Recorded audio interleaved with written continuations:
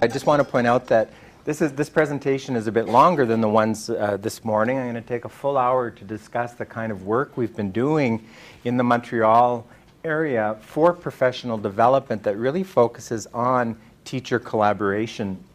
And I call this teacher collaboration for integrated learning. So I want to start by just describing what I mean by integrated learning. This is really a term that I use to talk about the breaking down of borders between subject areas or between content areas, just to facilitate for students the connections that they really need to make across the curriculum. And one of the best ways for this to happen, of course, is through teacher collaboration, so that teachers are working together. And I know that many of you in your schools are already collaborating with your colleagues. This kind of integrated learning and teacher collaboration can take place in many different directions. It can involve collaboration across content areas. It can involve integrating language with content.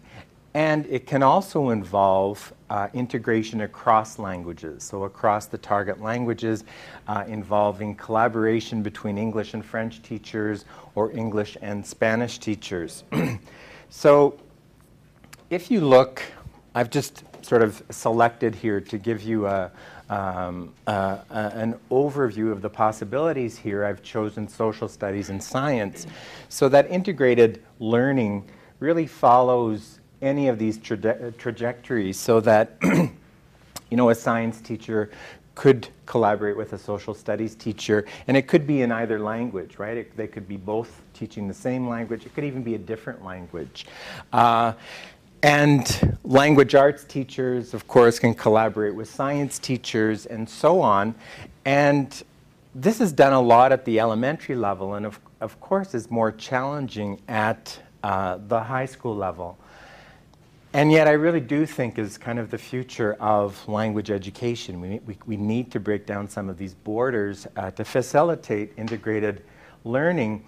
And the project I'm going to talk to you about is a bit unusual in that it doesn't involve integrating a focus on language with a content area, but it really involved the language arts teachers collaborating across languages, so that we had the French language arts teachers collaborating with the English language arts teachers.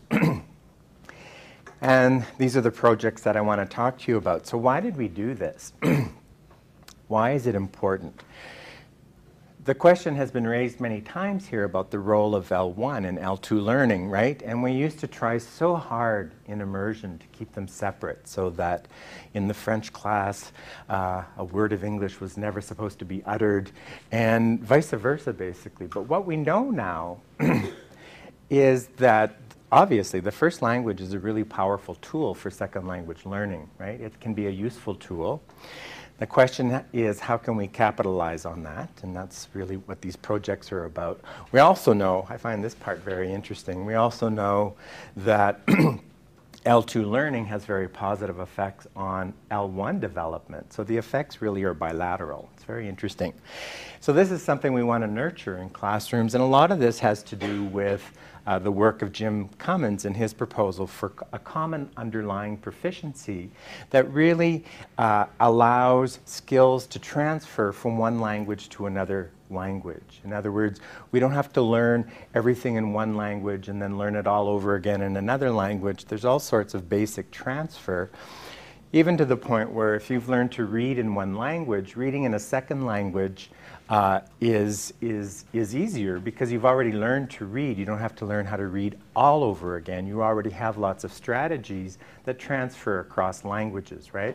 So once again, our project here was really about exploiting the common underlying proficiency to facilitate biliteracy development, so literacy development in two languages in an efficient way, so that one teacher wasn't teaching one thing and the other teacher teaching basically the same thing, which we consider to be relatively inefficient.